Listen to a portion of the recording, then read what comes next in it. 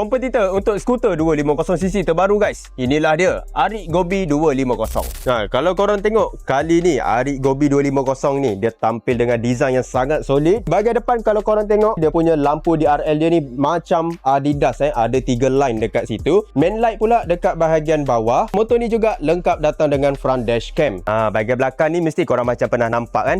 Memang sebiji macam ADV 160 guys. Dia kopi ni. Okay, dekat motor ni dia ada bagi 2 jajan. Satu windshield manual adjustable dengan crash bar. Cuma yang ni dia tak ada spotlight. Korang kena add on sendiri. So guys, enjin dia berkapasiti 249cc dengan output 22 horsepower dan 23 Nm of torque. Yang ini dia pakai single cylinder lengkap dengan liquid cool. Kita tengok bahagian depan dia bagi ring spoke baru extra adventure. Untuk safety features pula depan dan belakang dia pakai dual channel ABS siap dengan traction control. Kaliper depan dia bagi 2 piston, yang belakang punya dia bagi 1 piston.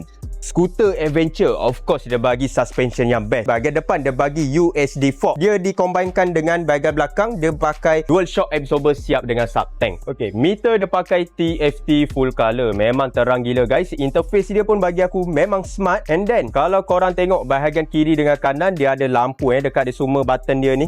Port charging dia ni tersorok sikit. Okey, ada type A dengan type C dekat bahagian bawah ni. Okey, untuk seat dia ni yang best. Okey, dia ada 2 separation material. Kalau korang tengok dekat bahagian depan ni dia feel dia macam Alcantara, memang premium habis. Dan bagi aku ni memang anti slip lah. Belakang ni dia macam PVC. Untuk kompartmen bawah seat memang muat 1 biji handmade saja. Tak besar lah bagi aku untuk kategori 250 ni. Korang boleh selit-selit sikit barang yang lain.